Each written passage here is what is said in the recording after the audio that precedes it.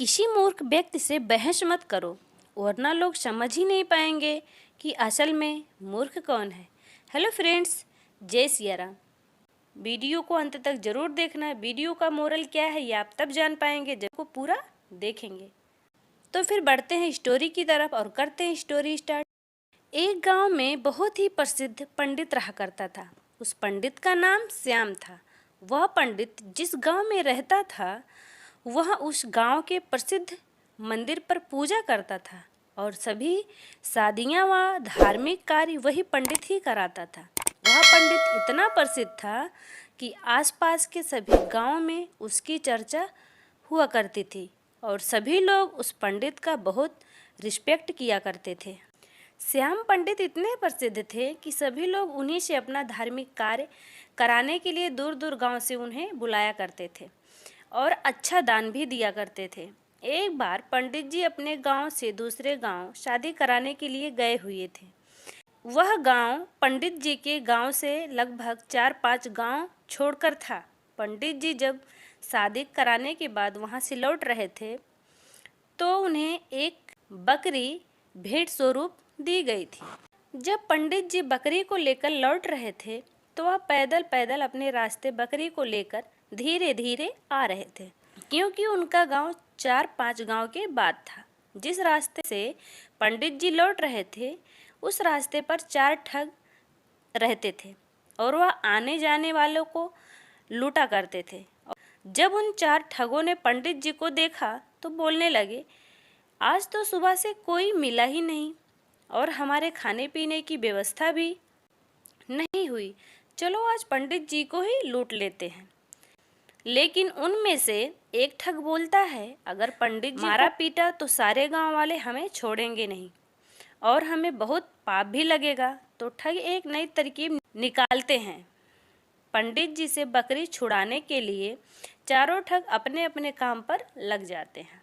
पंडित जी जब पहले गांव में पहुंचने वाले होते हैं तो वहां पहला ठग उन्हें मिलता है, जो एक साधारण व्यक्ति की तरह पंडित जी से राम राम करता है और उनके पैर पड़ने के लिए झुकता है, लेकिन रुक जाता है और पंडित जी से बोलता है, पंडित जी आप तो बहुत प्रसिद्ध पंडित हैं और लोग आपकी बहुत इज्जत भी करते हैं, लेकिन आप इस गधे के साथ क्या कर रहे हैं? तो पंडित जी गुस्सा हो जाते हैं और बोलते हैं, अरे मूर्ख, ये गधा नहीं, ये बकरी है, बकरी। लेकिन वह ठग उनसे कहता है कि ये बकरी नहीं है, ये तो गधा है। पंडित जी आपको किसी ने बेवकूफ़ बना दिया। तो पंडित जी फिर गुस्से से कहते हैं कि तू ही मूर्ख है, यह बकरी है ना कि गधा। और यह बोलकर पंडित जी आगे चल पड़े।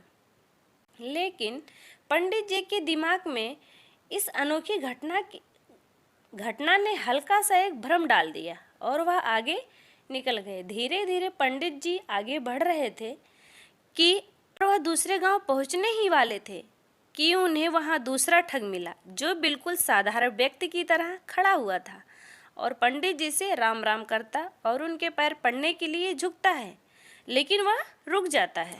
पंडित जी पूछते हैं, क्या हुआ, क्यों रुक गए? तो वह बोलता है, पंडित जी आप इस गधे को साथ लेकर क्यों घूम रहे हो?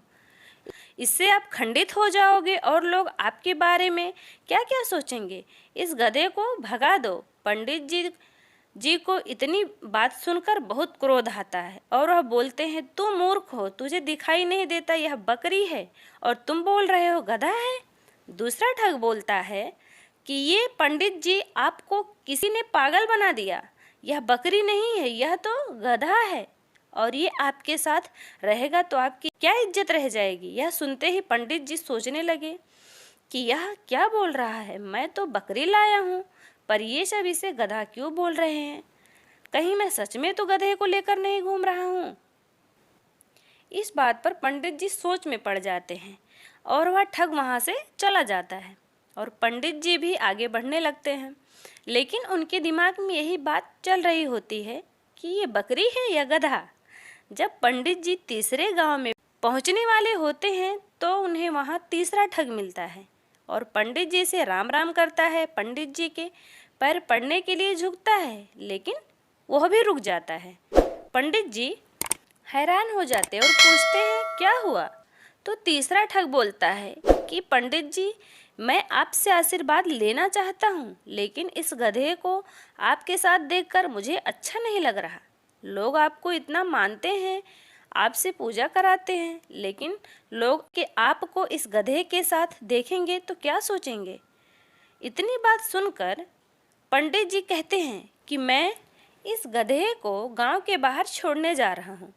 मुझे रास्ते में दयनीय हालत में मिला था और पंडित जी वहाँ से उसको बाहर छोड़ने के लिए निकल जाते हैं। कुछ लोगों की बातों में आकर पंडित जी का विश्वास खुद पर से ही उठ गया। उन्हें लगता है कि लोग सही बोल रहे हैं और मैं गलत हूँ, लेकिन फिर सोचते हैं कि मैं सही हूँ। इस तरह उनका विश्वास खुद पर से गिरने लगता है और सोचते हैं कि मैं अपने गांव पहुंचने वाला हूं। अगर ये बकरी नहीं हुई और गधा हुआ तो लोग मेरे बारे में क्या सोचेंगे। यही सोचते सोचते पंडित जी चौथे गांव पहुंचने वाले ही होते हैं कि उन्हें चौथा ठग भी मिल जाता है और पंडित जी से वही राम राम और पैर पड़ने के लिए झुकता है, लेकिन वह भी वैसे ही रुक जाता है। तो पंडित जी पूछते हैं क्या हुआ। तो वह ठग पंडित जी से बोलता है, पंडित जी, बाकी तो सब ठीक है, इस गधे को साथ में लेकर आप क्यों घूम रहे हो। तो पंडित जी फिर से वही कहते हैं कि मैं इस गधे को गांव के बाहर छोड़ने वाला था। तो वह ठग बोलता है कि पंडित जी, यह गधा आपको शोभा नहीं देता और लोग क्या सोचेंगे आपके साथ यह गधा देखकर। आप इसे मुझे दे दीजिए और मैं इसे बाहर छोड़ाऊंगा। तो पंडित अपने आप पर विश्वास खो देते हैं और उस बकरी को गधा समझकर उस ठग को दे देते हैं और अपनी बकरी को छोड़कर आ जाते हैं। और उन चारों ठगों की यह तरकीब काम कर जाती है और वह पंडित जी से बकरी छुड़ा भी लेते हैं और उन्हें बेचकर पैसा कमा लेते हैं। इसी तरह हमारे आसपास भी हमारा रास्ता भटकाने के लिए बहुत सारे ठग आपको ज़रूर मिलेंगे जो हमारा रास्ता भटकाना चाहते हैं। उनसे बचकर और खुद पर विश्वास रखना होगा, तभी हम अपने लक्ष्य को पा सकते हैं। मोरल ऑफ द स्टोरी, इस कहानी से हमें कई सारे सीख सीखने को मिलती हैं जिनसे हम अपनी सफलता को जल्द से जल्द पा सकते हैं। सबसे पहले तो हमें सीख मिलती है कि हमें खुद पर विश्वास करना बहुत ज़रूरी है।